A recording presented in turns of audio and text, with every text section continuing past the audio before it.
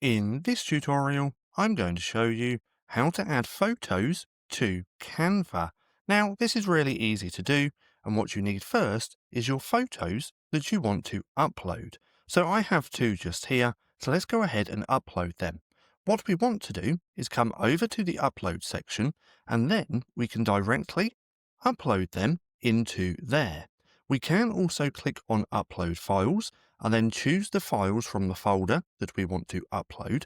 But once they're uploaded, we can then click on them and then add them to our design, just like that. Now, that's one way that we can upload them. Another way is just by simply taking our photos again, and then instead of putting them in the upload section, we can simply just take them, highlight, and drag directly onto the canvas. Now, when we do it this way, it's going to add it to the canvas straight away, just like this. And then we can use our photos however we want. But nonetheless, that's just how simple it is to add photos here in Canva. Now, if you found this video helpful at all, then please consider giving me a like, as it really helps out the channel.